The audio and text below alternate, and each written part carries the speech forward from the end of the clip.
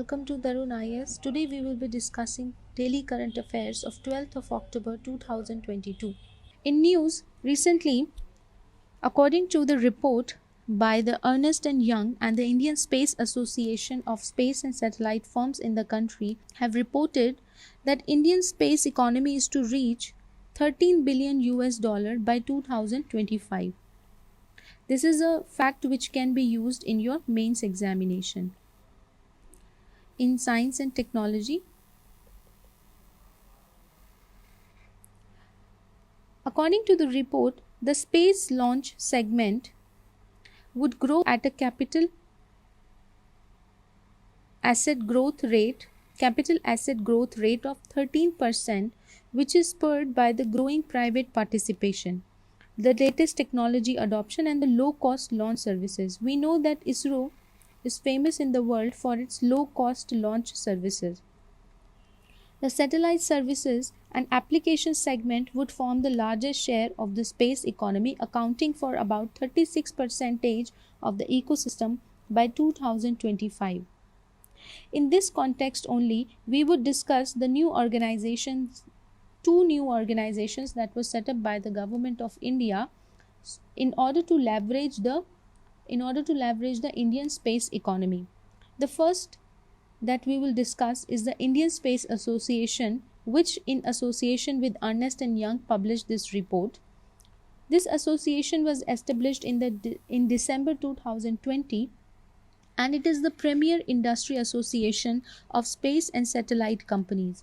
Prime Minister had launched the Indian Space Association on October 11, 2021, and it will act as an independent and single window agency for enabling the opening up of the space sector, startups and the private sectors according to the government agenda. The second organization that we are going to discuss is the New Space India Limited, which is to be a completely government owned undertaking and a new commercial arm of ISRO with an authorized share capital of 100 crore rupees and initial paid up capital of rupees 10 crores. This will be under the administrative control of Department of Space. The main objective of New Space India Limited is to basically scale up the industry participation in Indian space programs.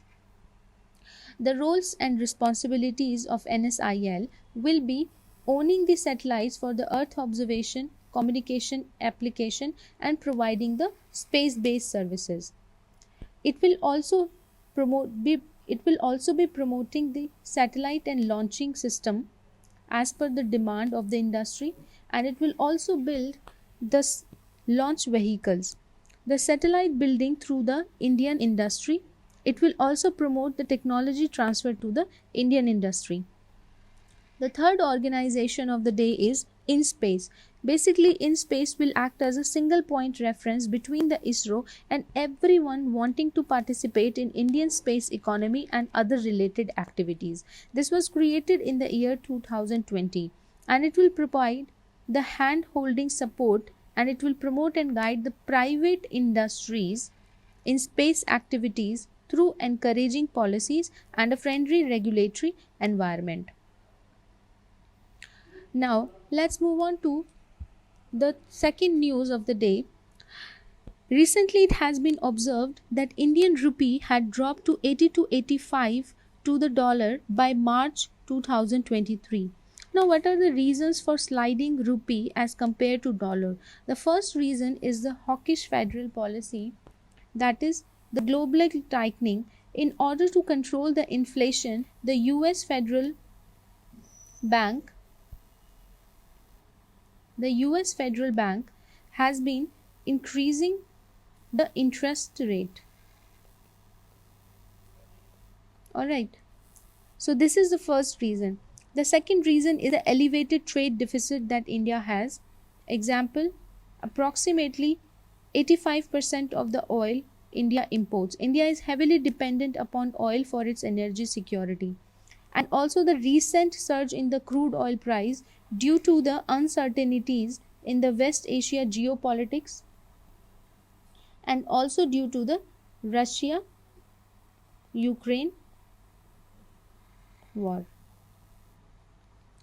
Now we will discuss that what is exchange rate. Basically, exchange rate is the value of the currency with respect to another currency. There are three types of exchange rate. First is the fixed exchange rate.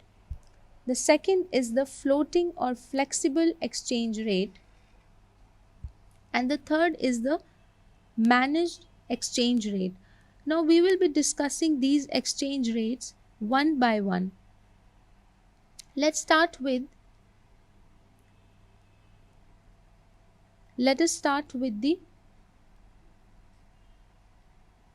first type of exchange rate, and that is the fixed exchange rate.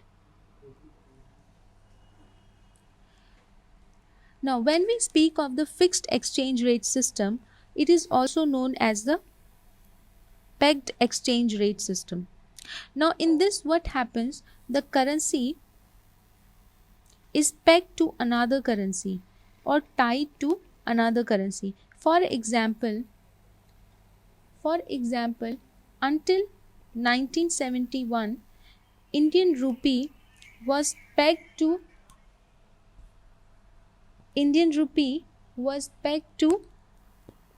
US dollar, and later on, till from 1971 to 1975, it was pegged to pound sterling. Alright, now let's see what are the benefits, that is advantages or disadvantages of the fixed exchange rate system. Now let's talk about the advantages of the fixed exchange system.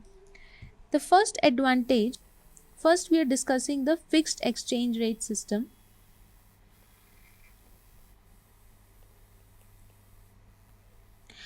Now let's discuss the advantages first. Now the first advantage is the stability in forex. The second advantage is the stability in the value of the currency. And the third advantage is that it promotes foreign investment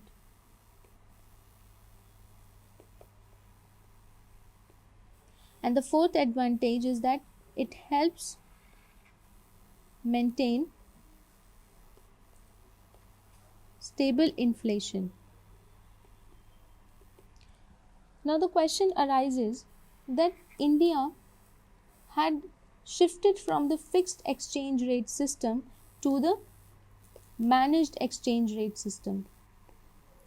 Now why did India did so? The first reason of disadvantage of the fixed exchange rate system is that it needs constant monitoring and management. Constant monitoring and maintenance of forex in order to stabilize the economy. And the second disadvantage of the fixed exchange rate system was that the government may lack flexibility.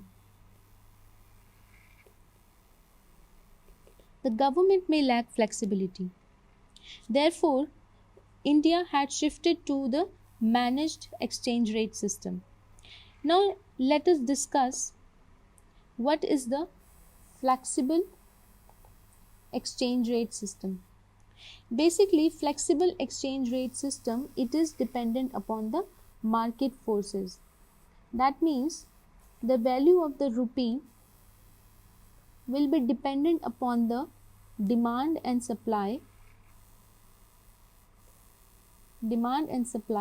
as compared to the dollars. So the value of rupee will be dependent upon the demand and supply rule. And because RBI transaction currency is dollar, therefore the increasing and decreasing values of dollar will have an impact on impact on the value of the rupee, right? Now let's see the advantage of the flexible exchange rate system.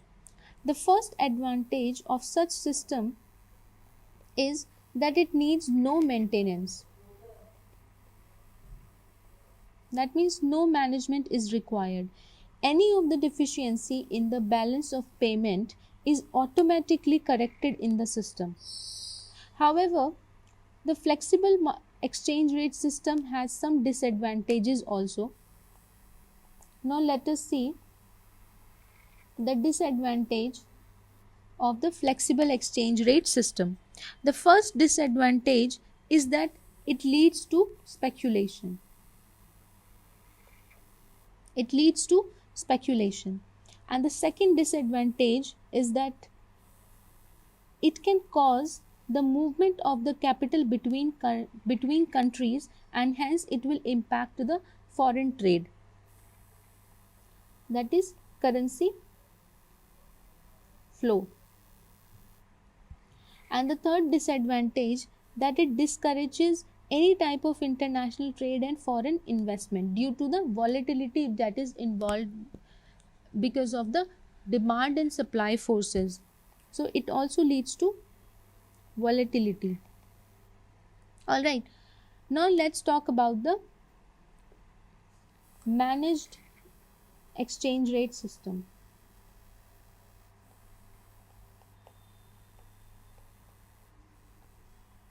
All right, basically in managed exchange rate system, the central bank of the country, the central bank, which is RBI in case of India,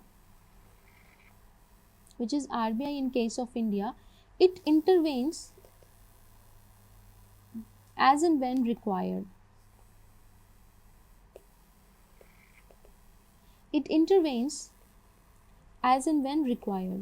All right, so for example, if there is a rising demand of dollar, for example, if there is rising demand for dollar, so the value of the rupee will decline. So what RBI is going to do, that it will absorb this dollar by releasing more dollar from the forex, so as to increase the supply of dollar as compared to the rupee, and therefore maintaining the value of rupee with respect to dollar.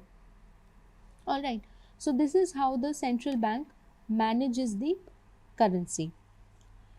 Now we talk about how India's exchange rate system has evolved over the years.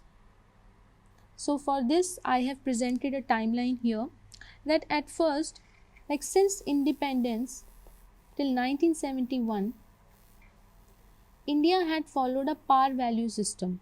Now what is this par value system? Basically this par value system was a Bretton Woods system, in which the value of the currency, which is rupees in this case, was pegged to the gold. All right, and then India had shifted to the pegged system. Now the pegged system can be divided into two phases, the phase 1 and the phase 2. In phase 1 till 1971,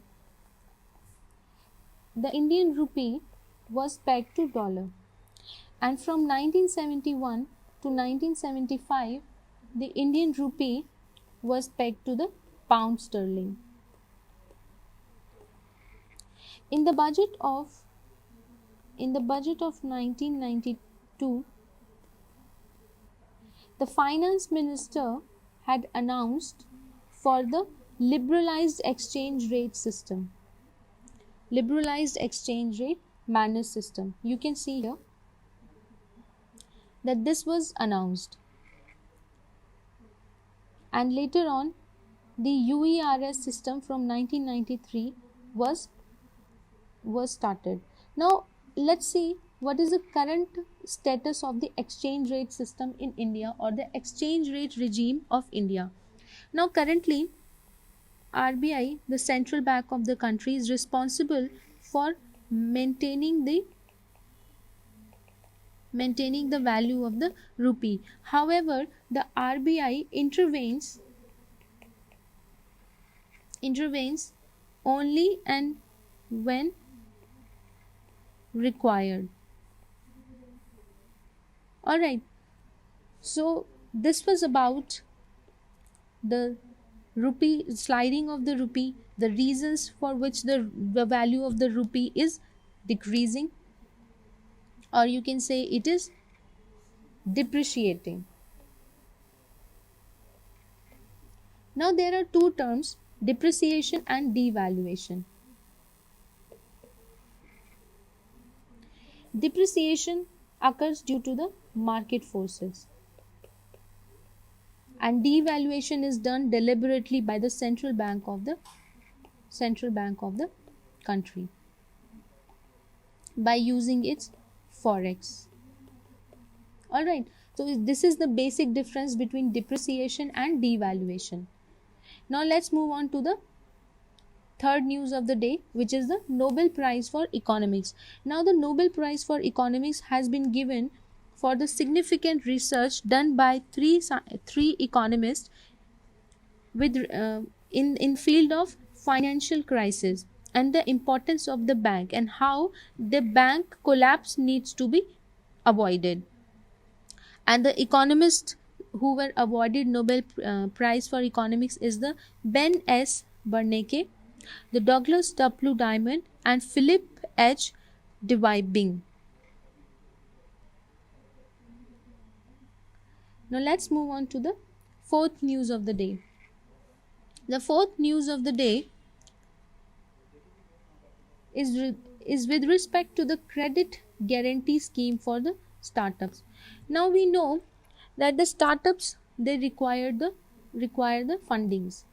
However, the startups, when they take loan from the development banks or other banks for their work, they needs to provide them with guarantee. Now a new venture cannot give this guarantee to the bank. Therefore this guarantee is given to on behalf of the startups by the government. Therefore the scheme was launched by the government of India, that all those startups which are taking loan from the scheduled commercial banks and the non-banking financial companies and the SEBI registered alternative investment fund are eligible for the credit guarantee scheme. All right, so basically the scheme aim at providing the guarantee up to a specific limit. And what is this limit? The limit has been set by the government of India as the rupees 10 crores or the actual outstanding credit amount, whichever is less. Now the DPIIT will constitute a risk management and risk evaluation committee in order to see that which startup will be eligible for the credit guarantee scheme, and the National Credit Guarantee Trustee Company will be operating the scheme. It will be the nodal agency operating the scheme. Now let's move on to the fifth news of the day. The fifth news is about the United Nations declared 2022 as the International Year of Glass to promote the best practices and sustainability in the industry. Now because of the celebration of this day, the glass has come into picture. Now what is this glass? Basically glass is an inorganic, transparent or translucent, brittle or hard substance. Glass, let's see the property of the glass. Glass is a poor conductor of heat and electricity. It decomposes slowly and it can be recycled. Glass sometimes is made up of sand, limestone, sodium carbonate, which is raised to a certain temperature and then it brought to the molten state, and after that it is cooled for the commercial purposes. There are three types of glasses: those which are used in the daily usage, for example for drinking purpose, water, etc. The borosilicate glass, this is used in the laboratories and oven, microwaves. Now borosilicate glass are heat resistant glasses, and there are some specialized glasses which are used in the space industry, etc., in other for other industrial purposes.